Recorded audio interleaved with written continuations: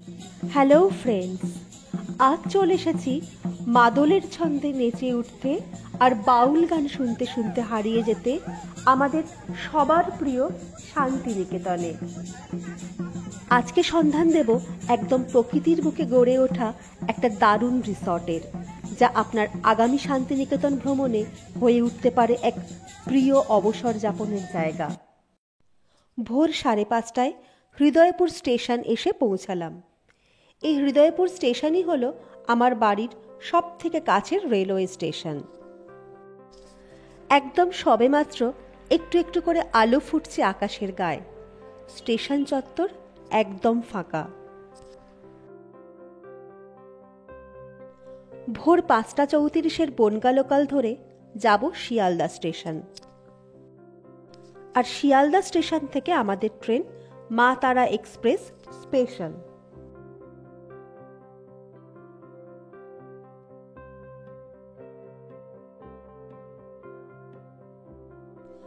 দেখুন, এত ভোরের ট্রেনেও কেমন ভিড়। বনগা লোকালে ভোর থেকে রাত পর্যন্ত সব সময় এরকমই ভিড় থাকে।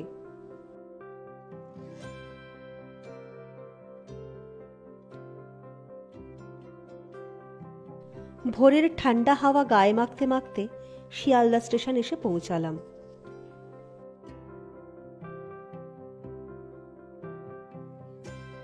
শিয়ালদা স্টেশনের ঘড়িতে তখন 6:15। এখনো আমাদের ট্রেন বোর্ডে দেয়নি। কিছু সময় অপেক্ষা করার পর 9 নম্বর প্ল্যাটফর্মে আমাদের ট্রেন দিয়ে দিল। এইবার নির্দিষ্ট বগি খুঁজে ট্রেনে ওঠার পালা। 03187 মা তারা এক্সপ্রেস স্পেশাল ট্রেনটি ছাড়ার টাইম হচ্ছে সকাল 7:20, আর এটি পৌঁছাবে বোলপুর স্টেশনে সকাল 10:30। আমাদের টিকিট এসি চেয়ার কারে কাটা রয়েছে। এই হলো এসি চেয়ার কার। দেখুন, সিটগুলো যথেষ্টই প্রশস্ত এবং আরামদায়ক, এবং উপরে বাঙ্ক করা রয়েছে যেখানে জিনিসপত্র রাখার জায়গা রয়েছে। শান্তিনিকেতন যাওয়ার জন্য এই রকম সকালের দিকেরই কোনো ট্রেন ধরুন, যাতে করে অন্তত বেলা 11টা থেকে 12টার মধ্যে আপনি শান্তিনিকেতনে পৌঁছতে পারেন। তাহলে সারাটা দিনও পাবেন হাতে। আর শান্তিনিকেতনের সব হোটেলেরই চেক ইন টাইম হলো বেলা 12টা।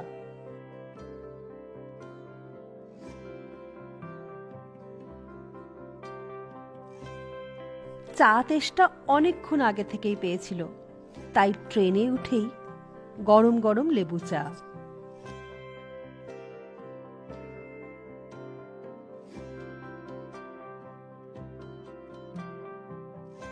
একদম সঠিক সময় 7:20তেই আমাদের ট্রেন ছাড়ল।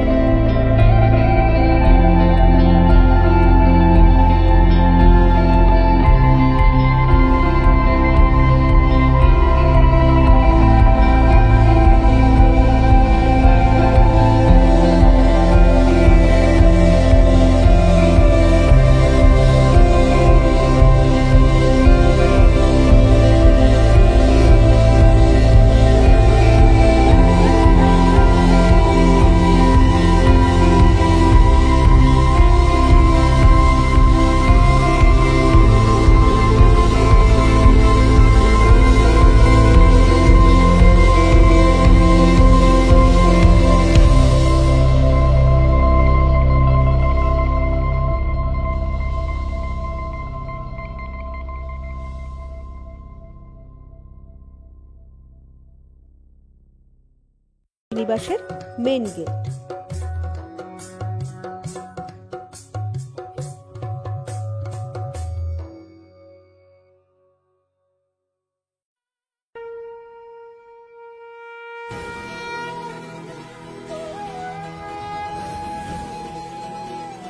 বোলপুর শহরে প্রচুর হোটেল থাকলেও শহরের কোলাহলকে দূরে সরিয়ে রেখে একদিন প্রকৃতির মধ্যে থাকার জন্য এটা হলো একদম সেরা একটা জায়গা। এখানে ঢোকার পরেই চোখ জুড়িয়ে যাবার মতনই এখানকার প্রকৃতি, গাছপালা দিয়ে ঘেরা, যেন অনাবিল এক গ্রাম্য পরিবেশ।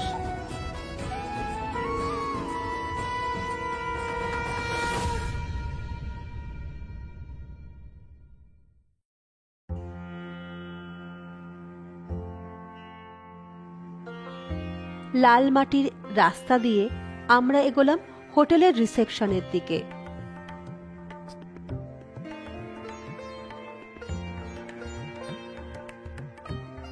একদিকে বিশাল বড় ডাইনিং হল, আর ঠিক তার সাথেই রয়েছে এই হোটেলের রিসেপশন। রিসেপশনে জমা করতে হলো সকলের সচিত্র পরিচয়পত্র আর তার সাথে ডাবল ভ্যাকসিনেশনের সার্টিফিকেট।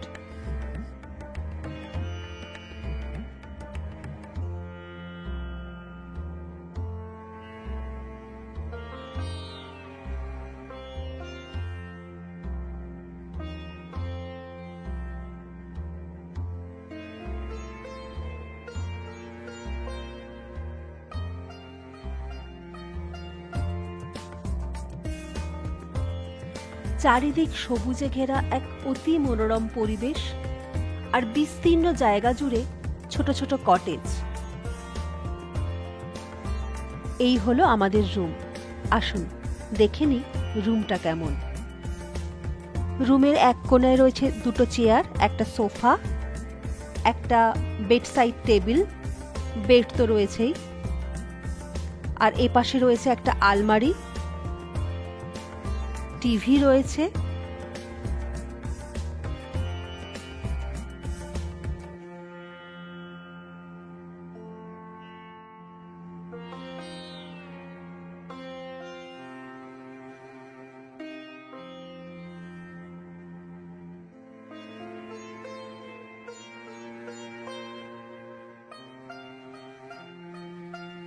বেডের এই পাশটায় রয়েছে ড্রেসিং টেবিল।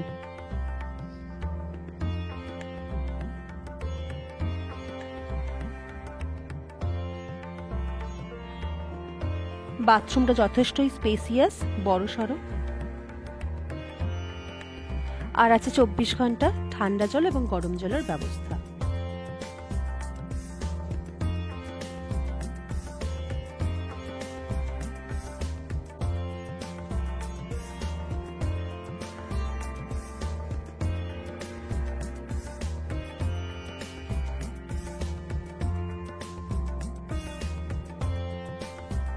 ভিতরে সম্পূর্ণ এয়ার কন্ডিশনার, আধুনিক ব্যবস্থা, আর বাইরে বেরোলেই সেই গ্রামের এক রম্য পরিবেশের ছোঁয়া।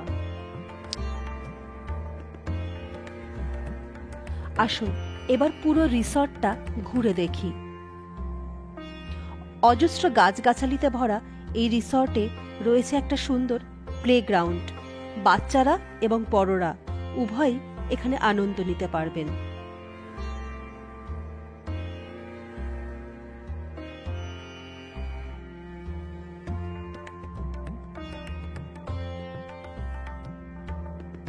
এখানে রয়েছে দোলনা, স্লিপ, ঢেকি, অর্থাৎ বাচ্চাদেরও একদম মন ভালো হয়ে যাবে এখানে এসে।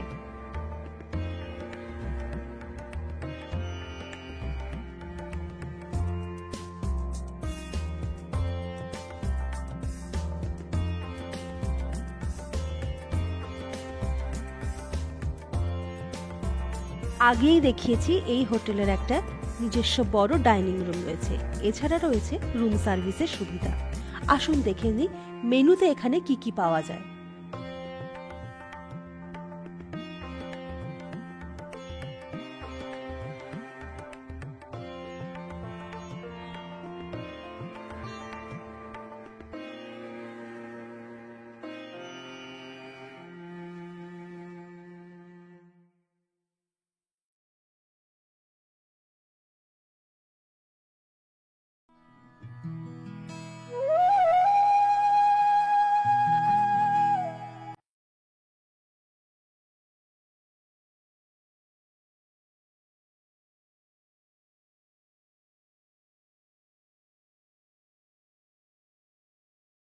তবে আজকে দুপুরে আমরা কিন্তু হোটেলে খাবো না, আমরা আমাদের লাঞ্চটা বাইরেই করব। কোথায় লাঞ্চ সারলাম সেই ভিডিও থাকবে আমার পরের এপিসোডে।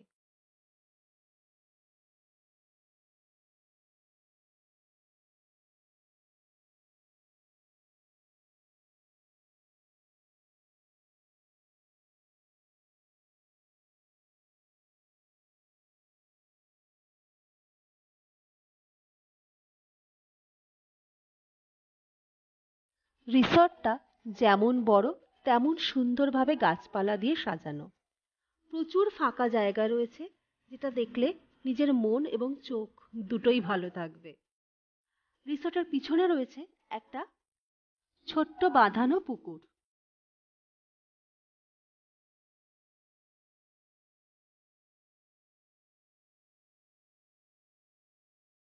পুকুরের পাশে পাশে রয়েছে সিমেন্ট দিয়ে বাঁধানো বসার জায়গা।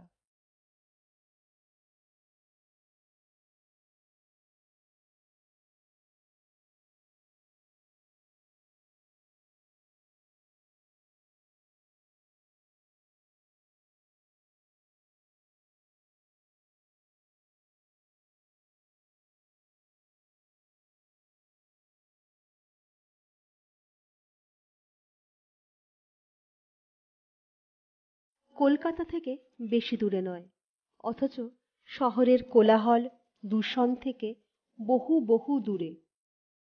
রবি ঠাকুরের নিজের দেশ। এমন নির্জন নিরিবিলি সবুজে ঘেরা গ্রাম্য পরিবেশে দু একদিন থাকার আমেজই আলাদা।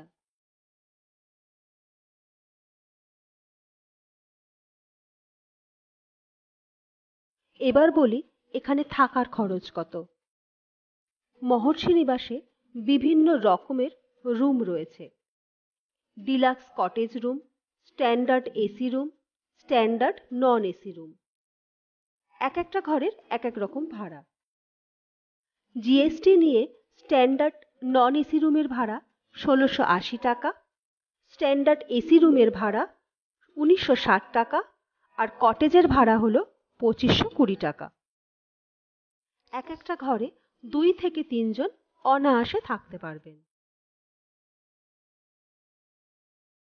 বুকিংয়ের জন্য স্ক্রিনে দেওয়া এই নাম্বারে যোগাযোগ করতে পারেন।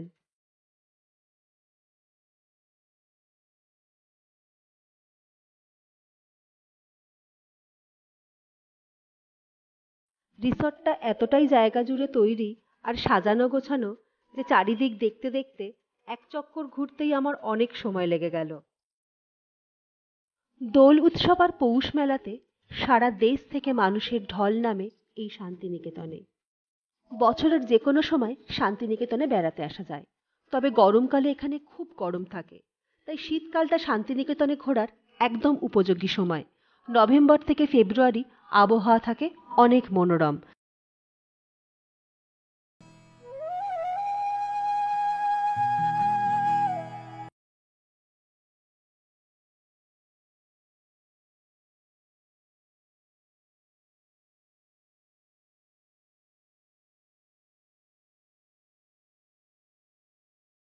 আজ তাহলে এই পর্যন্তই।